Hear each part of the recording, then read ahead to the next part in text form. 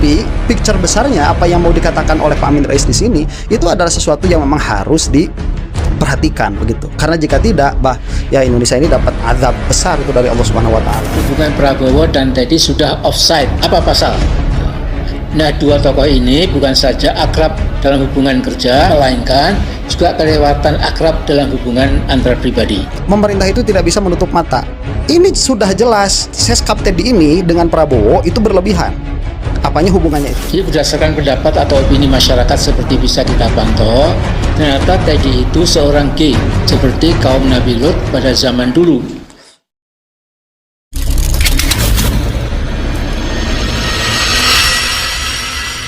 Di tengah viralnya sorotan publik yang kembali panas soal satu nama yang terus membayangi setiap langkah Presiden Prabowo, kritik tajam sang pengamat politik Amin Rais terkait sosok Teddy Indrawijaya yang kini berdiri begitu dekat dengan tumpuk kekuasaan yang akhirnya memicu spekulasi liar dan seolah menjadi alarm bahaya langkah sang presiden.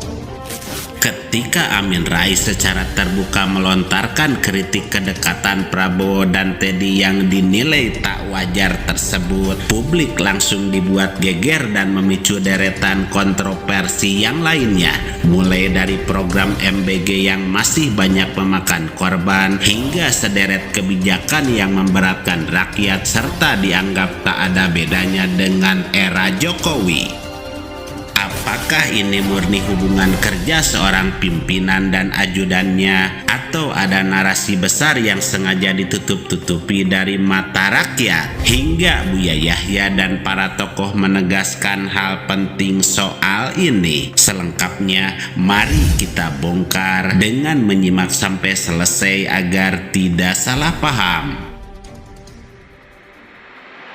Nah, yang menjadi soal bahwa Teddy ini di sini dituduh oleh Amin Rais dengan tuduhan yang sangat straightforward ya, tuduhan yang sangat kena sekali, yaitu sebagai seorang yang gay. Ya, tapi picture besarnya apa yang mau dikatakan oleh Pak Amin Rais di sini itu adalah sesuatu yang memang harus diperhatikan begitu. Karena jika tidak, ya Indonesia ini dapat azab besar itu dari Allah Subhanahu wa taala. Naudzubillah min dzalik ya. Banyak pihak menilai dan ada juga yang menyimpulkan hubungan Prabowo dan Teddy sudah offside. Apa pasal? Nah, dua tokoh ini bukan saja akrab dalam hubungan kerja, yang satu presiden, yang lainnya sekretaris kabinet, melainkan juga kelewatan akrab dalam hubungan antar pribadi. Permasalahan mengenai kedekatan Pak Prabowo dengan Teddy yang banyak beredar di internet, pemerintah itu tidak bisa menutup mata. Ini sudah jelas di internet, di media sosial yang saya tidak mengatakan ini benar ya, yang memiliki kesan bahwa seskap Teddy ini dengan Prabowo itu berlebihan. Apanya hubungannya itu? Kesan itu memang timbul ada dari apa? Dari sikapnya Teddy terhadap Prabowo. Cuman apakah tuduhan kesan itu benar atau tidak? Itu tidak boleh berkesan seperti itu. Nah, cuman Komdigi tidak boleh menutup mata bahwa ya kesan itu terjadi kepada masyarakat. Jadi berdasarkan pendapat atau opini masyarakat seperti bisa kita pantau, ternyata Teddy itu seorang gay, seperti kaum Nabi Lut pada zaman dulu. Sejak awal masa jabatannya, Prabowo tak bergeming meski diterjang kritik tajam dari berbagai penjuru, mulai dari kalangan mahasiswa, tokoh politik hingga mantan pendukungnya sendiri yang merasa kecewa. Banyak pihak menilai bahwa sejumlah kebijakannya justru melanjutkan pola pemerintahan Jokowi. Meskipun hal tersebut memicu ketidakpuasan, beliau seolah tak peduli dan terus melangkah dengan gayanya sendiri.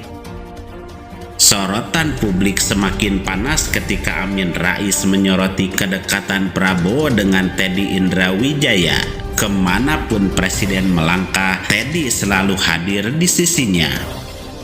Kritik pun meluas ketika Teddy yang sebelumnya berlatar belakang militer aktif mendapatkan posisi mentereng sebagai sekretaris kabinet. Banyak pakar menilai bahwa lompatan cepat karir ini melanggar sistem meritokrasi dan aturan bagi militer aktif.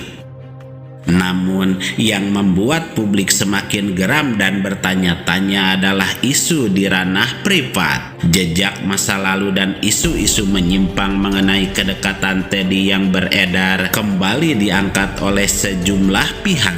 Ketika ranah privat dan urusan kenegaraan mulai bercampur, maka batasannya menjadi kabur.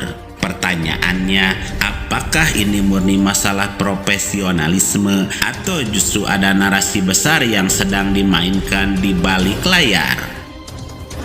Berbagai kalangan, mulai dari pengamat politik hingga tokoh masyarakat, terus menyuarakan keresahannya. Mereka menilai adanya ketegangan antara aspirasi rakyat dan manuver politik elit yang terkesan mementingkan keinginan sendiri atau golongan tertentu. Anda pemimpin yang sudah diusung dengan kelompok yang tidak baik, partai yang tidak baik misalnya, pokoknya komunitas yang tidak baik, lalu dia selalu bisikan ketidakbaikan kepada Anda. Ada tobat bagi Anda sebagai pemimpin, ya jangan didengar. Anda nyesel, saya nyesel dulu diangkat oleh kelompok yang tidak baik, sekarang saya ingin dekat kepada Allah, saya ingin jadikan kepemimpinanku ini untuk menghapus dosa kesalahan yang lalu, ya saat ini tobat. Ya sudah, pokoknya kebijakan harus benar. Kalau dia bisikan yang nggak benar, saya nggak akan terima.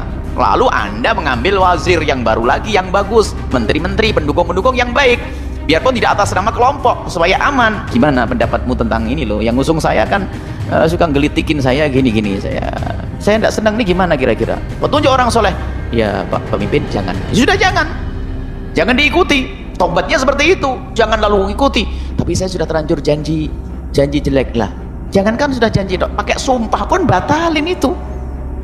Biarpun janjinya pakai sumpah, akan ada ceritanya Sayyid Abu Bakar Siddiq bersumpah tidak mau melakukan kebaikan. Akhirnya oleh Rasulullah suruh batalin sumpahnya kok demi kebaikan. Ya maka pemimpinnya tobat. Dan ketahuilah wahai para pemimpin, jika Anda di antara yang mendengar suara ini adalah pemimpin, lalu Anda diberi oleh Allah kesadaran yang mengusung Anda adalah kelompok yang tidak baik, yang di kiri kanan Anda tidak baik, berarti Anda diberi hidayah oleh Allah. Tinggal Anda jangan mengikuti bisikan yang jelek, dengar bisikan yang baik yang menjadikan Anda dekat kepada Allah. Meskipun Buya Yahya tidak membahas Prabowo secara langsung, namun beliau memberikan asupan kebaikan terkait moral seorang pemimpin. Beliau menegaskan bahwa seorang pemimpin wajib mementingkan suara dan kepentingan rakyat besar di atas kepentingan pribadi atau bisnis demi tujuan tertentu. Dari dinamika politik yang terjadi, kita bisa memetik satu pelajaran penting: transparansi dan akuntabilitas adalah pilar utama dalam sebuah demokrasi. Sebagai masyarakat yang cerdas, kita tidak boleh mudah terprovokasi oleh rumor, tetapi kita juga berhak menuntut agar kekuasaan digunakan sepenuhnya untuk kesejahteraan rakyat. Kritik terhadap kebijakan dan kedekatan personal di ruang publik adalah bagian dari pengawasan warga negara. Ini adalah pengingat bahwa pemimpin dipilih oleh rakyat dan harus bertanggung jawab kepada rakyatnya. Sehingga pesan yang bisa kita ambil bahwa kekuasaan yang sejati bukanlah tentang seberapa dekat seorang berdiri di samping pemimpin, melainkan seberapa jauh kebijakan tersebut berdampak pada kesejahteraan rakyat yang paling bawah.